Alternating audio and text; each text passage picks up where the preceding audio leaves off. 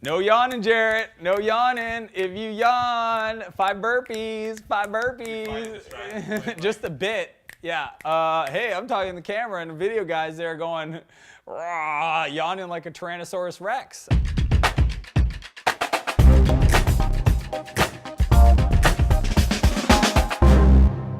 The SaaS sales cold email template that gets you customers. Now, maybe you feel that inbound marketing is a little slow, or that you've done it in the past, you've done some cold email outbound and it didn't work too well, no responses, or maybe you just don't feel like being spammy. Well, let me teach you some simple, easy way to craft your emails so that they're short, they're simple, they're personable, and they get responses from your ideal customer. That's what I want to share with you guys today.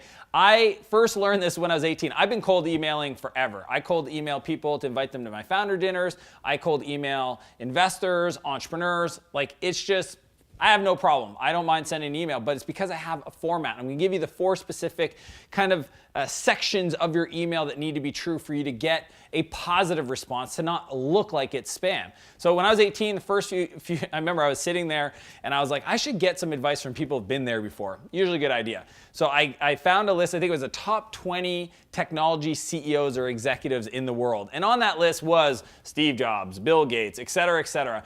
And I had to think about, like, what's the email? How do I say it? How do I connect with them? How would I get a response? So I figured out a way, and I'll tell you what I asked. I pretty much said, here's who I am. So I gave some context, and then I said, everybody keeps arguing about these 3 things: what you know, so education; who you know, so network; or being tenacious, or have grit, or hustle. Which one of those do you think is the most important to be successful? Okay, so that was the question. Super short, simple, 3 things, pick one, let me know, and I get a response. Here's my favorite response out of emailing all those people. It's from Mark Cuban, and this is what he said. Very Mark Cuban. He goes, doing all 3 when everybody else is trying to pick one.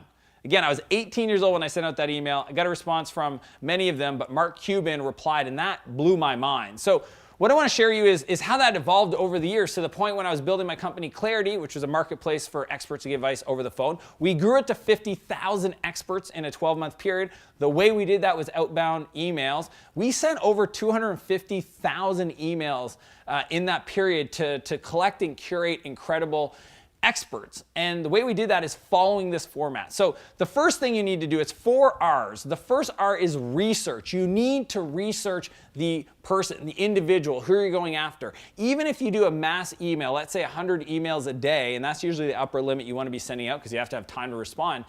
You want to segment and target those lists of people so that you can focus on a city, a job title, a company size, an industry, and make it hyper targeted and relevant. But if you're just doing one-on-one, just spend the time to do the research in your first line in the email. Should personalize the email, okay? Just like you would be sending it to a friend or a new acquaintance that you might have just met on an airplane or in an event. So that's the first thing. Number 2 is you need to make sure that you provide reference, okay? The second R is reference.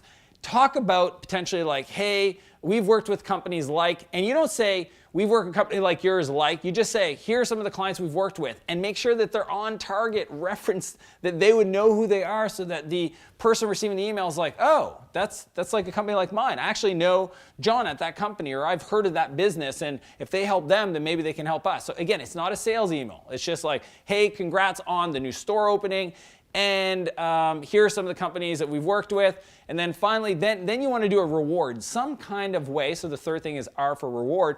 How do you reward the person for opening the email? Now, some people choose to kind of do some kind of personalized critique of, if it's a marketing thing, their marketing content, their website, etc. Here's where that'll fall short, is that if you come off as criticizing in a first outbound email, I just think it's going to fall flat. What you want to do instead is say, hey, I noticed this was something you guys are working on. Here's 3 ways that we found to increase that outcome. So never criticize. Never say, hey, I went through your checkout flow and I noticed that these things are broken, because that's going to make the person in charge of that go, what does he know? Is he a Mr. Know-It-All? Instead, you want to say, hey, here are 3 ways that are, maybe it's kind of like, not very well-known strategies to increase the checkout process for an e-commerce site, whatever it is. But like, if you can not have an attachment, not a link out to anywhere else in the email.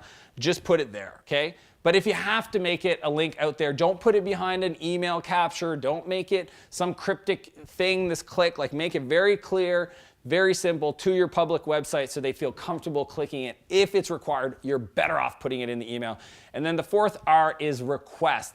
Have a call to action. You know, so many times I get an email from people cold and they don't actually ask me for anything. It's just this long 3-paragraph email, you know, thanking me for my content and here's what I'm doing, and then pretty much just says thanks for whatever, right? And I just think it's a missed opportunity. If I'm actually going to read that, like, give me something to bite into to maybe, so like maybe it's like, hey, me and my co-founder are thinking of splitting our equity 50-50. What are your thoughts? And that prompts a request. Now, I might reply and send you a link to a video I've already done, but at least that creates a response. You have a request. For outbound SaaS, this is, hey, do you have 7 minutes tomorrow at 2 p.m. to get on a call? I would love to show you a demo of our product that we've used to serve those customers I reference. Or, hey, let me know if next week's works. I'm in town and I'd love to sit down with you and your CTO to walk through the product for 10 minutes. I'm in your neighborhood.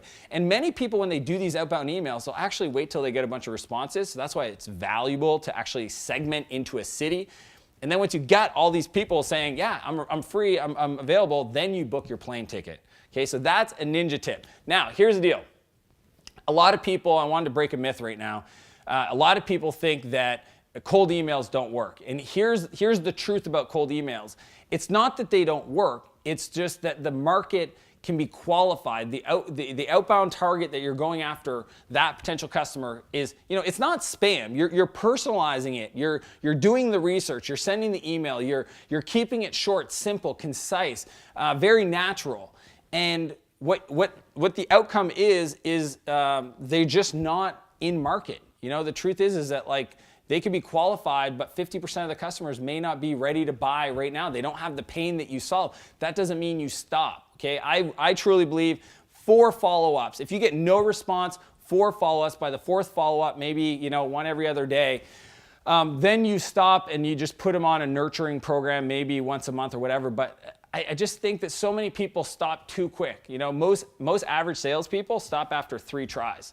80% of the success is going to happen on the back end of the 4th, the 5th, the follow-up of that segment where somebody's like, hey, somebody reached out to me and mentioned some solution. I'm going to search my email and find it. And like a year later, you could have somebody reply and re-engage with your email. So those are the 4 R's, the template for building a great outbound SaaS sales email. The first one is research. Make sure you personalize it. Second is reference, so they know that you've worked with companies just like them. Third is reward. Give something of value to them. Put it in the email. Keep it short, concise, and unique. And then fourth, request what you need next to move the conversation forward. That's how you generate sales from outbound emails. If you have any questions, or better yet, if you have a template, an email that's not working today, post it below in the comments and I will reply with my thoughts. I recently did this for some of my coaching clients. It was invaluable. Just the act of reading their email out loud to the rest of the group really showed to them kind of where they were going wrong in their assumptions for how the email is coming across. Because the key is you don't want it to sound like a pitch email. It needs to come from a place of service, okay? If you can get in that mindset that you're not emailing to try to get something from somebody, you're emailing to help serve and support somebody else, it changes the frame, it changes the language, and it changes the structure of the email and how it's felt by the recipient. That is my challenge to you. Post it below, and I'll see you next Monday. Cheers.